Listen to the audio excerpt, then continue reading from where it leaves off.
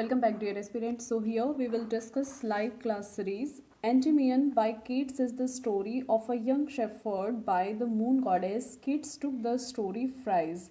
ये जो सीरीज़ है आपकी लाइव क्लास सीरीज़ चल रही है, रेगुलर बेस पर ये सीरीज़ है, मंडे टू फ्राइडे इसको कंटिन्यू करने की कोशिश करेंगे. ओके, तो चैनल के साथ बने रहिए और अपनी प्रिपरेशन करते रहिए और चैनल के रिगार्डिंग कोई भी नोटिफिकेशन के लिए उसे सब्सक्राइब कर दीजिए.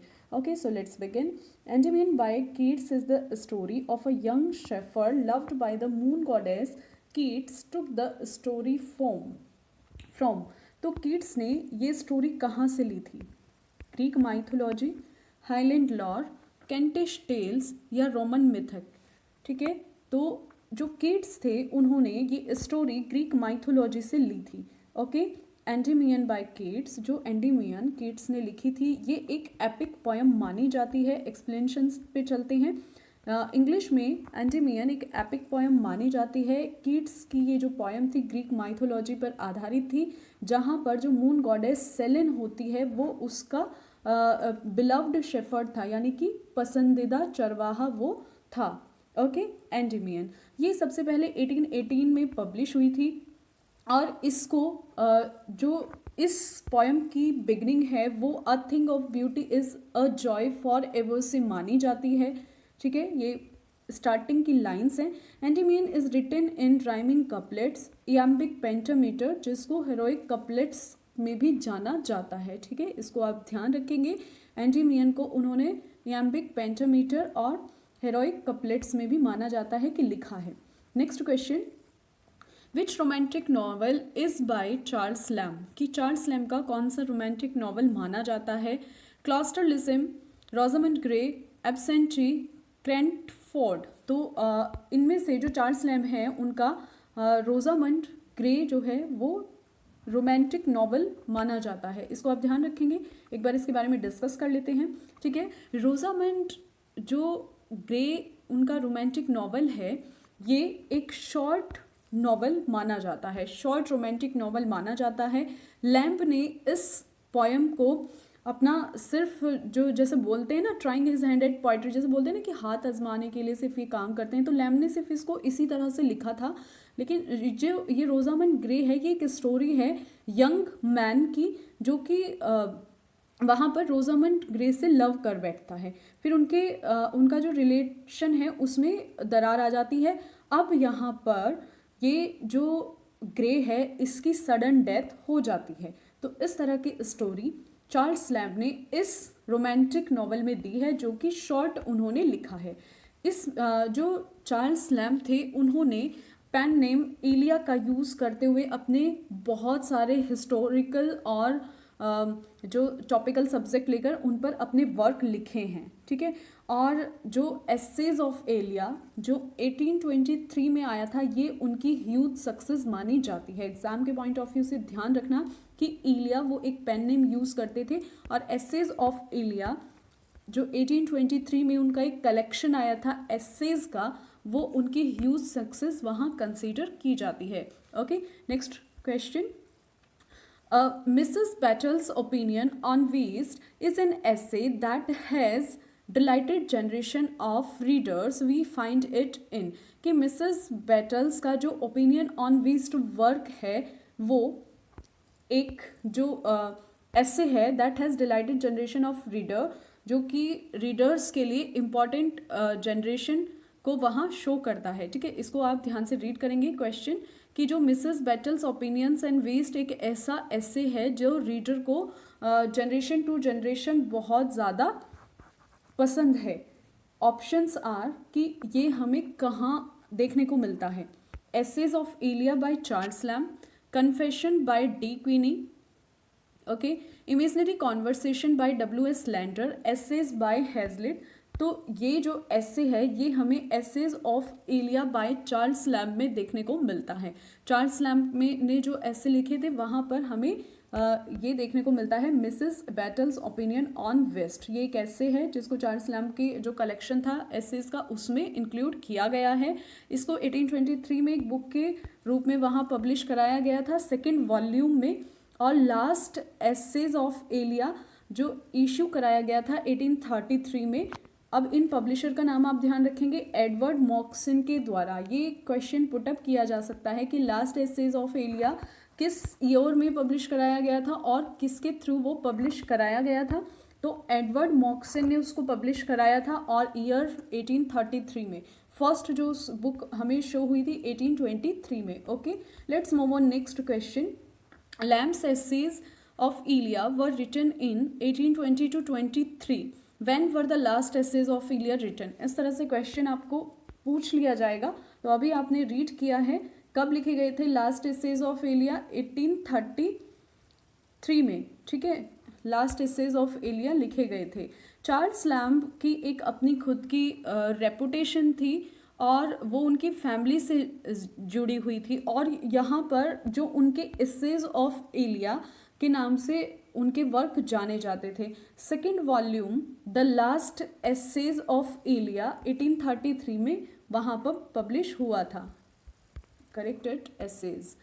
कुछ अदर फैक्ट्स के बारे में बात कर लेते हैं। चार्ल्स लैम्ब की जब वो 17 ईयर्स की एज में थे, तो 17 ईयर्स की एज से लेकर 15 ईयर्स यानी कि जब तक वो रिटायर हो गए, वो एक वहाँ पर एज अ मर्सेंटाइल फार्म की तरह से रहे। मर्सेंटाइल यानी कि एक व्यापारी की तरह से रहे।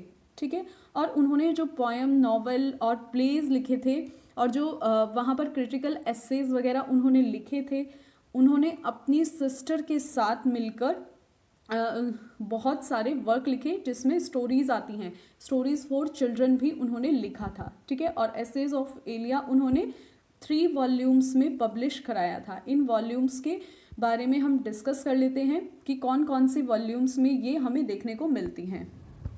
तो ये जो सीरीज़ है इलियास एसे की, ये फर्स्ट 1823 में देखने को मिली थी, सेकंड 1828 में, और लास्ट वन हमें 1833 में देखने को मिली थी। ठीक है, 3 वॉल्यूम्स में इसको पब्लिश कराया गया था।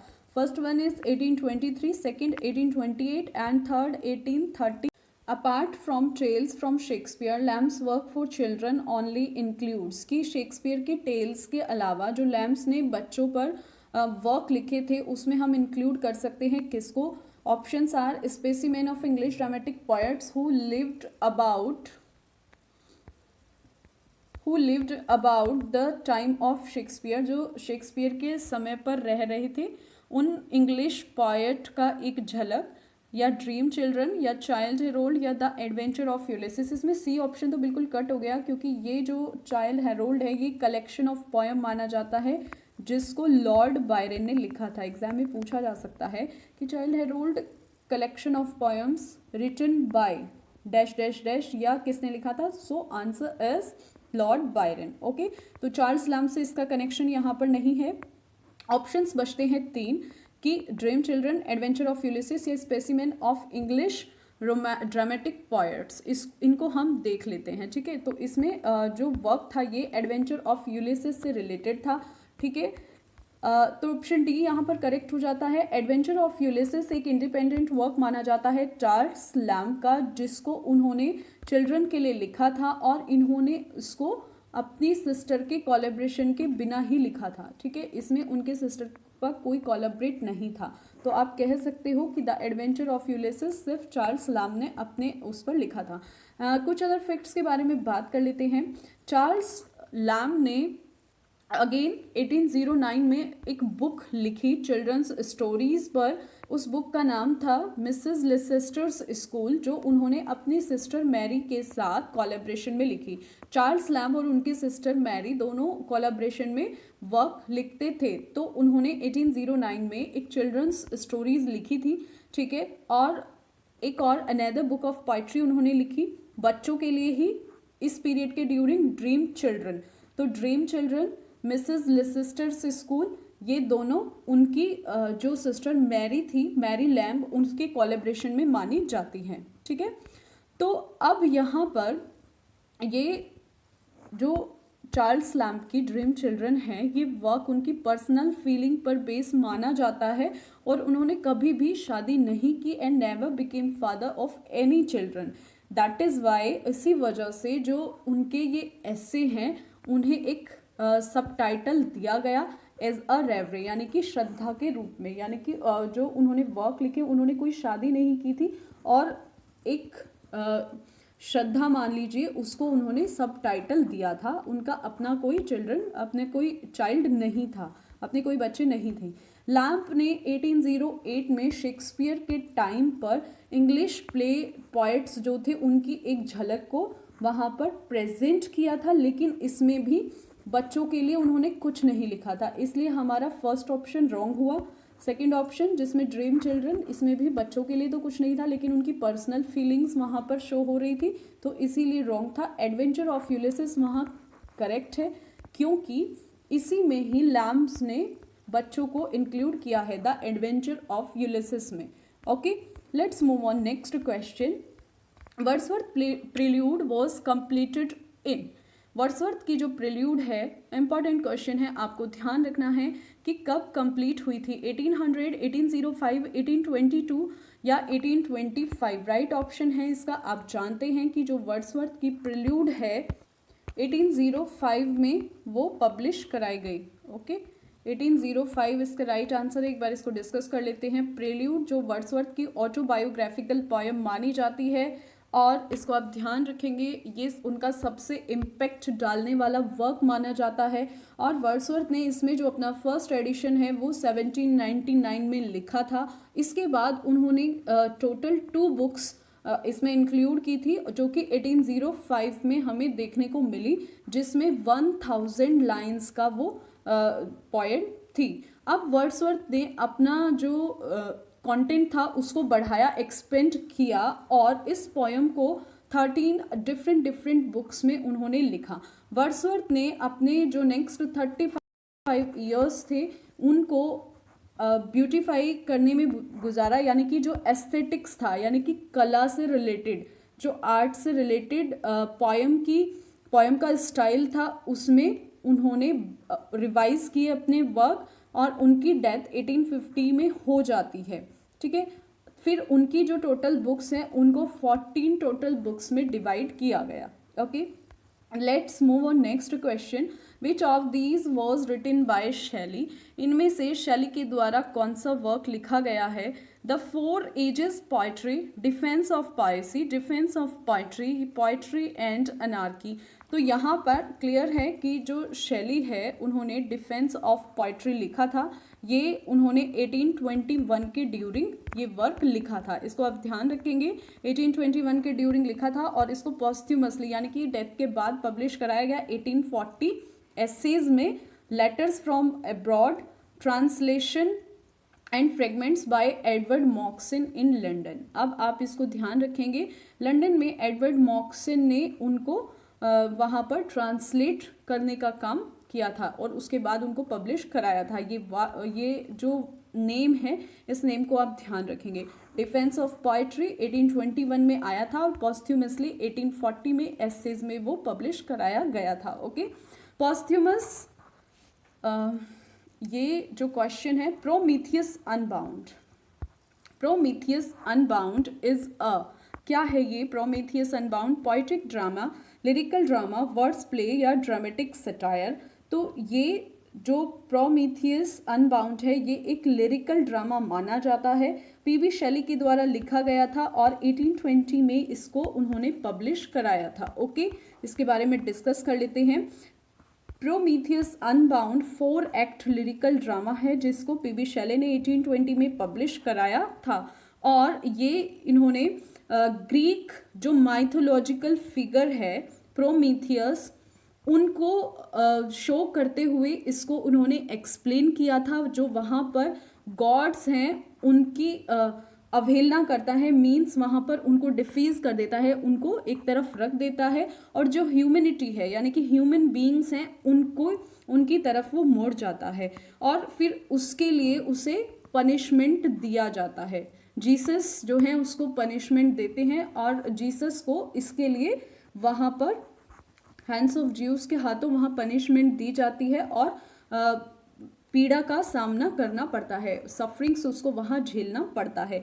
तो प्रोमीथियस अनबाउंड लिरिकल ड्रामा है, पीबी शैले ने इसको ग्रीक माइथोलॉजी पर लिखा है। ठीक है, ये एक फिगर है प्रोमीथियस की, जो वहाँ पेन है, ठीक है, वो पेन जब वो वहाँ पर गॉड की अवहेलना कर देता है और जब उसको जीसस के हाथों पनिशमेंट दी जाती है। Let's move on next question. Shelley Adonais is a threnody bewailing the death of. Shelley की जो एडोनिस है वो किसकी डेथ पर वहाँ मौन करने वाली एक थ्रेनोडी है। थ्रेनोडी बोलेंगे इसको। हैरियट शेले, रॉबर्ट बामा, जॉन कीट्स या विलियम वर्ड्सवर्थ। तो शेले की जो एडोनिस है ये उन्होंने कीट्स के लिए लिखी थी, ये आप बार बार पढ़ भी चुके हैं। राइट ऑप्शन होगा जॉन कीट्स। ये उन्होंने लिखी थी जब वहाँ पर कीट्स की रोम में डेथ हो जाती है ट्यूबरक्यूलोसिस से एज ऑफ 26 में या 25 में, कहीं कहीं 25 है कहीं कहीं 26 है। ये एक एलेजी है जो उन्होंने जॉन कीट्स की डेथ पर लिखी थी स्प्रिंग ऑफ 1821 में, और इसको जुलाई 1821 में पब्लिश कराया गया था। एडोनिस को थ्रेनोडी वहाँ पर कंसिडर किया जाता है। Let's move on next question. To some of his contemporaries, he appeared as a member of the Cockney School of Poetry. वो अपने कुछ contemporaries के साथ Cockney School of Poetry के member के रूप में दिखाई दिए। तो आपको बताना है कि कौन है वो, शेले, कीट्स, बायरन या सदे। तो ये कीट्स थे, John Keats Cockney school of poetry के मेंबर थे ये। ठीक है, अपने कंटेम्प्रेरीज के साथ कुछ और अदर फैक्ट्स हैं कॉकनी स्कूल के बारे में डिस्कस कर लेते हैं। जो कॉकनी स्कूल है 1817 में जो ब्लैकवुड मैगजीन्स आई थी वहाँ पर जो उन्होंने रिव्यू दिए थे उसमें उसके रूप में आया था 1817 में Cockney school term. Okay, primary target वहाँ पर ये था ले हंट को वहाँ टारगेट करना था, लेकिन बाद में उन्होंने इस टारगेट में, रिव्यू देने के टारगेट में ले हंट के साथ साथ जॉन कीट्स और विलियम हैजलिट को भी शामिल कर लिया था। ये ब्लैकवुड मैगजीन्स जिन्होंने कीट्स के वर्क की वहाँ पर क्रिटिसाइज किया था, बहुत ज़्यादा क्रिटिसिज्म उन्हें झेलना पड़ा था। ठीक है, let's move on next question. Keats poetry is abundantly and enchantingly sensuous. जो वहाँ पर कीट की पोइट्री है वो मनमोहक रूप से एबंडेंटली, प्रचुर मात्रा में, बहुत ज़्यादा एनचेंटिंगली है, एनचेंटिंगली सेंशुअस है, यानी कि बहुत ज़्यादा मनमोहक है। तो ये जो किसने ये कमेंट दिया था कीट्स के बारे में, हमने प्रीवियस वीडियोस में इनको डिस्कस किया है। Options are Matthew Arnold, H.W. Garrod, Middleton Murry, Oliver Elton. ये जो कलेक्शन है ना सभी वर्क का, ये प्रीवियस ईयर बेस्ड है, तो इनको आप ध्यान से पढ़ लेंगे। तो ये जो स्टेटमेंट है ये मैथ्यू अर्नोल्ड ने दिया था। ठीक है, मैथ्यू अर्नोल्ड ने कुछ लोगों से क्वेश्चन भी किया था कि लोगों के मन में तो मुझे पता नहीं क्या है, लेकिन जो कीट्स की पोइट्री है वो एबंडेंटली एंड एनचेंटिंगली सेंशुअस है, ऐसा मैथ्यू अर्नोल्ड ने कीट्स के बारे में बोला था। Let's move on next question. No nightingale did ever chaunt more welcome hits to very hands of travellers in some shady haunt among Arabian sands. ठीक है, किसी भी जो नाइटिंगेल है यानी कि जो वो बर्ड है वो गा रही है, तो more welcome hits to very hands of travellers in some shady haunt among Arabian sands, की जो अरब के सैंड्स हैं, किसी भी छायादार जगह पर जो ट्रैवलर्स हैं वो अपने थके हुए हैंड से वेलकम करते हैं। कौन वेलकम करती है? जो नाइटिंगेल बर्ड है। तो वर्ड्सवर्थ की ये लाइन्स हैं, किस पोएम में उन्होंने ये बोली हैं? ऑप्शंस आर सॉलिटरी रिपर, और to nightingale, to the cuckoo, to a skylark. तो ये जो लाइन्स हैं सॉलिटरी रिपर में उन्होंने लिखी हैं। सॉलिटरी रिपर इससे पहले भी उन्होंने नाइटिंगेल का यूज़ किया था वर्ड्सवर्थ ने, एक बार डिस्कस कर लेते हैं। ठीक है, वर्ड्सवर्थ ने अपने जो प्रीवियस वर्क थे, अर्लियर वर्क जो थे, पोएटिक ब्यूटी को उन्होंने एक कॉमन थिंग के रूप में रखा था, और उन्होंने बोला था कि जो कॉमन पीपल हैं और वो पोएटिक ब्यूटी को देखते हैं, मार्गरेट, पीटर बेल, माइकल और इडियट बॉय में हमें इस तरह की पोएटिक ब्यूटी उनकी देखने को मिलती है। वर्ड्सवर्थ ने ऑर्डिनरी स्पीच की हेल्प से इंग्लिश पोएट्री में आर्टिफिशियल कन्वेंशन का यूज़ किया है, जो कि हमें 18th सेंचुरी के डिक्शन में देखने को मिलती है। उनकी अदर वेल नोन पोएम्स के बारे में बात करें तो like Lucy, the solitary reaper, resolution and independence, daffodils, the rainbow and the sonnet, the world is too much with us जैसी पोएम्स वहाँ देखने को मिलती हैं। ठीक है, next question. The term essay is the derivated of the French root essai which means. जो term essay है वो डेरिवेटेड है एसाई से, जिसका मीन्स है, क्या मीन्स है? To compose, to go on a walk, to try, to express, तो राइट आंसर हो जाता है टू ट्राई, SASI जिसका मीन्स है टू ट्राई। ये जो एसे है इसको मिडिल इंग्लिश या मिडिल फ्रेंच SI से लिया गया है। फ्रेंच वर्ड में इसको इसमें जो लैटिन एक्सियम है जिसका मीन्स होता है एक्ट ऑफ वेइंग से लिया गया है। ठीक है, ये जो ऐसे हैं टू ट्राई या टू अटेम्प्ट, इनका फ्रेंच मीनिंग हम बोल सकते हैं। Next question, who has written the essay the old benchers of the Inner Temple, किसने लिखा है ये the old benchers of the Inner Temple? Options are Hazlitt, Bacon, Matthew Arnold या चार्ल्स लैम।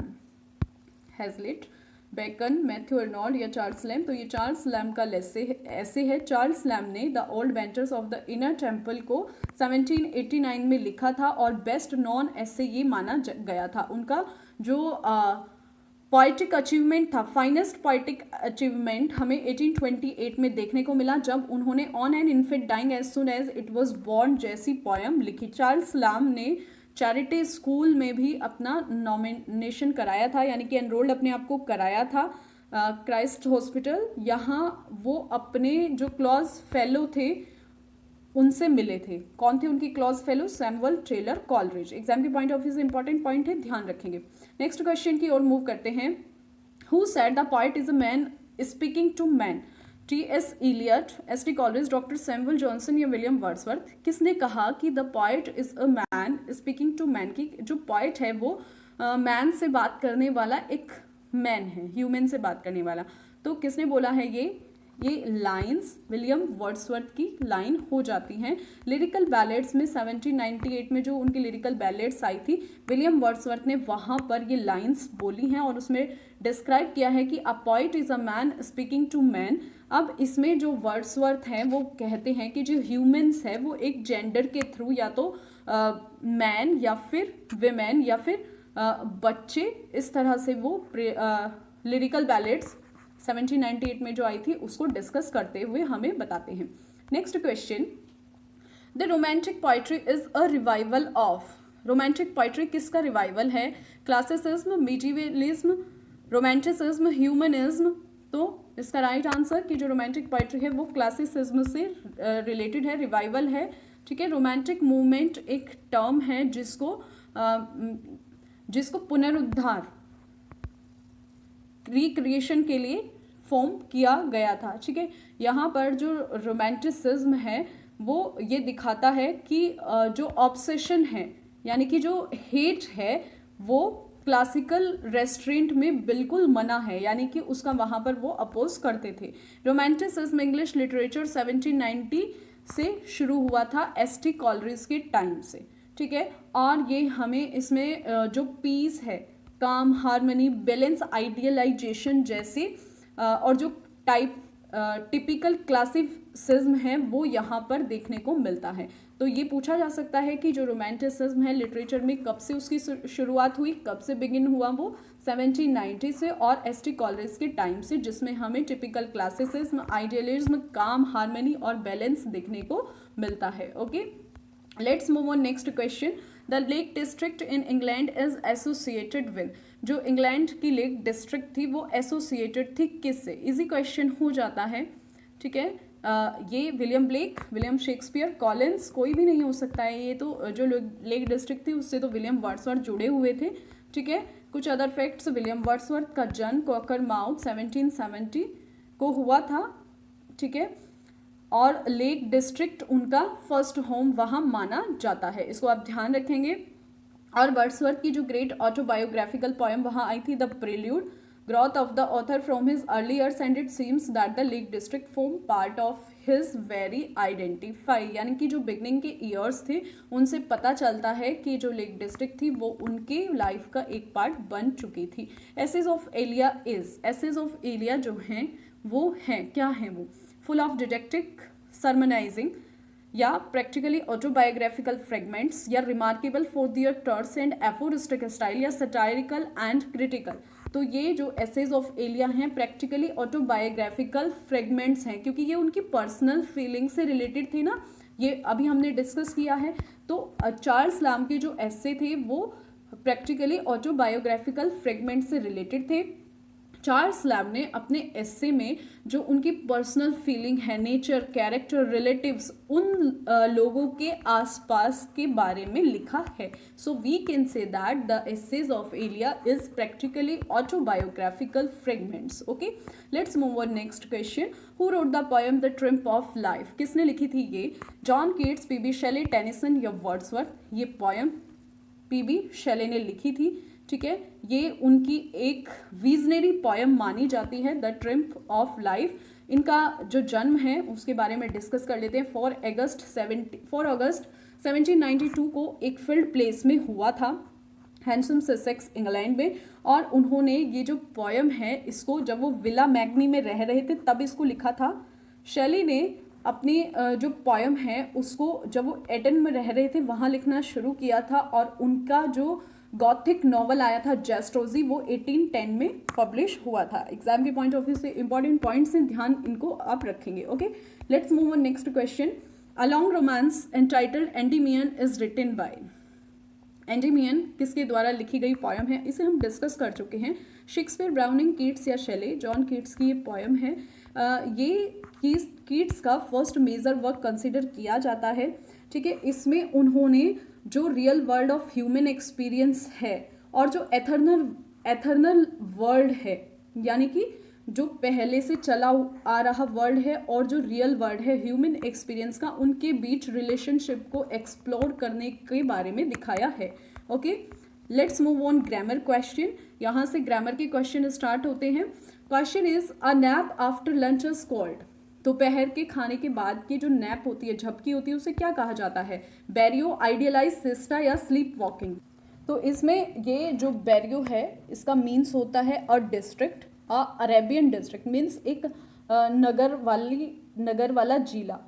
और आइडियलाइज होता है आदर्श होना, आदर्श रूप देना किसी चीज़ को, आइडियलाइज. स्लीप वॉकिंग होता है टू वॉक इन स्लीप. ठीक है, तो ये तीनों ऑप्शन यहाँ पर रॉन्ग हो जाते हैं. राइट ऑप्शन होगा सिस्टा. सिस्टा मीन्स होता है कि जो हमें दोपहर से पहले आने वाली नैप होती है. तो we can say that a nap after lunch is called siesta. I hope ये क्लियर हुआ होगा. ठीक है, दोपहर से पूर्व आने वाली नींद या झपकी सिस्टा. आइडियलाइज होता है आदर्श रूप, बैरियो होता है एक नगरीय जिला, और स्लीप वॉकिंग होता है यानी कि नींद में चलना. Let's move on next question. The sudden running of a herd of frightened animals is. कि अचानक से जो भगदड़ मच जाती है एनिमल्स में. ठीक है, जो एनिमल्स का एक हर्ड होता है, झुंड होता है, उसमें भगदड़ मच जाना या डर जाना, तो उसे क्या बोलते हैं? स्टैम्पीड, अलोफ, फीस्टा या आइडियलाइज? इनको डिस्कस कर लेते हैं कि जो अचानक से हुई भगदड़ है. अब यहाँ पर आइडियलाइज आपको पता है आदर्श रूप देना. ओके, फीस्टा यहाँ पर एक फेस्टिव को शो करता है, एक पर्व को शो करता है. अलूफ होता है बिल्कुल अलग, सेपरेट. ये प्रीवियस ईयर में पूछा गया क्वेश्चन है, इसको आप ध्यान से रीड करेंगे. और स्टैम्पीड होता है यहाँ पर भगदड़. ठीक है, so we can say that the sudden running of a herd of frightened animals is stampede. Okay, let's move on next question. As I had hurt my eye I had to go. To है, अगर मेरी आँख में चोट लग जाती है या मेरी आँख हर्ट हो जाती है तो मुझे जाना पड़ेगा किसके पास? A psychiatrist, an oculist, an cardiologist, an architect. Easy है. आर्किटेक्ट तो वास्तु वगैरह से रिलेटेड होते हैं, कार्डियोलॉजिस्ट हार्ट वगैरह से रिलेटेड होते हैं, साइकेट्रिस्ट माइंड से रिलेटेड होते हैं. तो ऑप्शन एन ऑक्यूलिस्ट, कि अगर मेरी आई हर्ट होती है तो मैं एक ऑक्यूलिस्ट के पास जाऊँगा. Okay, let's move on next question. In order to repair the leaking pipes we had to call the. ठीक है, अगर पाइप को हमें रिपेयर कराना हो तो हम किसे कॉल करेंगे? इजी है. कारपेंटर, प्लम्बर, इलेक्ट्रिशियन या आर्किटेक्ट. बहुत ही इजी सा क्वेश्चन है, पर प्रीवियस ईयर में पूछा गया था इसलिए मैंने इसको यहाँ पर रखा है. तो हम प्लम्बर को कॉल करेंगे. ठीक है, अगर पाइप लीक हो रहा है. कारपेंटर तो बढ़ई वगैरह हो गया है ना. कारपेंटर यानी कि जो लकड़ी वगैरह का काम करते हैं. इलेक्ट्रिशियन आप जानते हैं, आर्किटेक्ट वास्तुकार. तो प्लम्बर को हम कॉल करेंगे. ठीक है, अ फॉल्स आइडिया और इमेज इज नॉन एज. झूठा आइडिया और इमेज, उसे क्या किस नाम से जाना जाता है? एल्यूजन, इमेजिनरी, इल्यूजन या नन ऑफ दीज. अब इसमें कंफ्यूज नहीं होता. ठीक है, एल्यूजन तो होता है कोई भी इशारा या संकेत करना. इमेजनरी आपको पता है, इमेज करना, कोई भी चीज़ इमेजिनेशन करना. ठीक है, नन ऑफ द अबव नहीं होगा, इल्यूजन होगा. इल्यूजन है ना, यानी कि भ्रम हो जाना, हमें गलत फहमी हो जाना। तो फाल्स आइडिया और image is known as illusion. Okay, next question, using softer sounding words to avoid bluntness. अब इसमें 4 ऑप्शन है, 2 बिल्कुल एक जैसे हैं, थोड़ा स्पेलिंग डिफरेंस है, पर दोनों का मीनिंग अलग है। और ये प्रीवियस ईयर में पूछा गया क्वेश्चन है, DSSS में TGT में ये पूछा गया था। यूफेमिज्म, यूफिज्म, एसोनेंस, रेसोनेंस, दोनों कट हो जाते हैं। रेसोनेंस तो नहीं होगा, ठीक है, क्योंकि रेसोनेंस का मतलब होता है एक प्रतिध्वनि होना, यानी कि कंपन की तरह होना। एसोनेंस आपको पता है, जो वॉवल्स वगैरह होते हैं उनकी यूनिटी एसोनेंस कहलाती है। ठीक है, अब आपको इन दोनों में से सेलेक्ट करना है, यूफिज्म और ये बताना है यूफिज्म। तो यूफिज्म होता है एक सॉफ्ट सा लेक्चर, और यूफेमिज्म होता है कि कोई जैसे लेक्चर दे रहे हैं ना, बहुत ही सॉफ्ट वाला। ठीक है, ये होता है हार्ड लेक्चर और ये होता है सॉफ्ट लेक्चर। अब आपसे पूछा गया है कि using softer sound words to avoid bluntness, softer sound का यूज करते हुए, ठीक है, तो सॉफ्टर साउंड के लिए यूफेमिज्म का यूज करेंगे। यूफिज्म होता है हार्ड लेक्चर के लिए। ओके, इसको आप ध्यान रखेंगे। Next move on, next question, ellipsis refers to, ellipsis क्या है? ठीक है, ये बताना है, ये रिपीट भी हो चुका है बहुत बार question. Answer is omissions of words, omissions of words, addition of words, mixing of words, या नन ऑफ द अबव। तो एलिप्सिस होता है एक तरह से मीन्स ओमिशन ऑफ वर्ड्स, आप इसको बोल सकते हैं। ठीक है, इसको आप ध्यान रखेंगे। तो क्या होता है एलिप्सिस? वर्ड्स का विलुप्त हो जाना। एडिशन ऑफ वर्ड्स, वर्ड्स का जोड़ना नहीं होगा। मिक्सिंग ऑफ वर्ड्स, वर्ड्स का मिक्स हो जाना नहीं होगा। None of the above. Omission of words होगा, यानी कि शब्दों का वहाँ से लोप हो जाना। तो क्या कहलाता है? Ellipsis of omission of words. Okay, let's move on next. One who lives among stranger, जो कि स्ट्रेंजर्स के बीच रह रहा हो।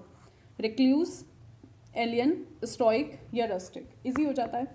ठीक है, आपको पता है कि जो स्टोइक होता है वो तटस्थ होता है। ठीक है, तटस्थ, या एक तरह से साधु बोल सकते हो आप उसको। दृढ़, अडिग, अगर एज एन एडजेक्टिव हम यूज करें तो अडिग या दृढ़। रस्टिक मीन्स जो गांव में रहने वाला, ग्रामीण परिवेश में रहने वाला हो। और रिक्लूज होता है एकांतवासी, अकेले में रहने वाला। Alien, alien is the right answer. Alien यानी कि स्ट्रेंजर। ठीक है, तो who lives among stranger, it is called alien. Next question, our house was a few days ago, कि कुछ दिन पहले जो हमारा घर था वो हो गया था। क्या हो गया था? ब्रॉकन इनटू, ब्रॉक अपॉन या ब्रेकन इनटू। ठीक है, our house was a few days ago, तो इसमें होगा ब्रोकन इनटू, कि जो हमारा घर था वो कुछ दिन पहले क्या हो गया था? ब्रोकन हो गया था, है ना। ब्रोकन इनटू, जो करेक्ट इसमें फ्रेज होगी ब्रोकन इनटू, है ना। यानी कि जिसका मीन्स होता है our house was a few days ago, कि हमारे घर में ब्रोकन इनटू। अब ये जो ब्रोकन इनटू है ये पास्ट फॉर्म है किसकी? Break into. ब्रेक इनटू का मीन्स होता है जबरदस्ती घुस आना या पुराना तोड़कर बनाना। तो इस तरह से ब्रेक इनटू की past form, correct past form होगी broken into. So our house was a few days ago broken into. Yes, next, a bus collided dash a car. इसमें आपको बताना है कि एक जो बस है कोलाइडेड डैश अ कार, कि जो बस है टकरा गई थी। करेक्ट प्रीपोजिशन आपको बतानी है टू, इनटू, विद या नन। तो कोलाइडेड जो है अपने साथ करेक्ट प्रीपोजिशन विद का यूज करती है, तो राइट आंसर होगा collided with a car. Okay, next question, a bus crashed dash a car. और जो क्रैश्ड है ये क्या प्रीपोजिशन यूज करती है अपने साथ? टू, इनटू, विद या अगेंस्ट। तो क्रैश्ड के साथ हम इनटू का यूज करेंगे, अ bus crashed into a car. तो इसका आप ध्यान रखेंगे, प्रीवियस ईयर में पिचअप किए गए क्वेश्चन है। The baby has dash up, waken, awaken, woken या अवेकंट। अब इसमें आप देखो कि the baby has dash up, यहाँ पर परफेक्ट फॉर्म का यूज होगा। ठीक है, थर्ड पर्सन है, परफेक्ट फॉर्म का यूज लाइक। तो परफेक्ट फॉर्म कौन सी होगी? वेक, अवेकन, वॉकन या अवेकंट। तो परफेक्ट फॉर्म जब हम यूज करेंगे तो क्या होगी? Woken. So right answer will be C. Okay, next question, choose the correct option to fill the correct tense of the following. I waited for my friend until he. Options are had come, will come, came या comes, ठीक है, कि मैं अपने friend का wait कर रहा था। अंटिल का यूज हुआ है ना यहाँ पर, okay, I waited to my friend, ठीक है, मैं अपने फ्रेंड का वेट करता रहा जब तक कि वह हैड कम आया था, विल कम या केम या कम्स। अब यहाँ पर वेटेड का यूज़ हुआ है, ठीक है, तो आप देखोगे कि पास्ट फॉर्म है माई फ्रेंड अंटिल ही, तो पास्ट का ही यूज़ करेंगे अंटिल ही केम, ओके, तो राइट आंसर होगा came. Let's move on next question. The dash object turn out to be a spinning top. किस तरह का object? Spinning top, movementing, moved या मूविंग या मूवेबल। करेक्ट वर्ब फॉर्म अगर आपको पढ़ी है तो टेंसेस आपको आने चाहिए, टेंस का यूज आपको अच्छे से आना चाहिए, ठीक है, तो इसमें मूवमेंटिंग ऑब्जेक्ट या मूव्ड ऑब्जेक्ट या moving object, correct verb form कौन सी होगी? Moving, movementing, yes, which one is correct? Moving, क्योंकि ये एक एडजेक्टिव है और जिसका मीन्स होता है क्या? गतिमान, एडजेक्टिव आएगा। द मूविंग ऑब्जेक्ट, कि एक घूमता हुआ ऑब्जेक्ट स्पिनिंग टॉप से बाहर निकल गया इस तरह से, तो यहाँ पर एक एडजेक्टिव का यूज होगा, okay. I am looking forward to, इस तरह के क्वेश्चंस आते हैं, I am looking forward to.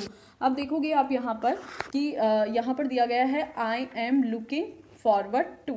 अब यहाँ पर जीरेंड है, ठीक है, जीरेंड में वर्ब की फर्स्ट फॉर्म से आईएनजी लगाने से बनता है और ऑब्जेक्ट में यहाँ एक कॉम्प्लीमेंट लेते हुए हम इसको बनाएंगे, ठीक है, तो राइट आंसर होगा सीइंग माई फ्रेंड, ठीक है। I am looking forward to, क्योंकि यहाँ पर आई एम लुकिंग, लुकिंग है ना, तो एज इट इज जो हमारा नेक्स्ट कॉम्प्लीमेंट ऑब्जेक्ट बनेगा पूरक, यानी कि वो सेम बनेगा, तो आई एन जी को हम फॉलो करेंगे, यानी कि जेरेंट के साथ seeing my friend, okay. I hope कि ये सीरीज आपको क्लियर हुई होगी। Stay tuned on channel of next series, next MCQ series.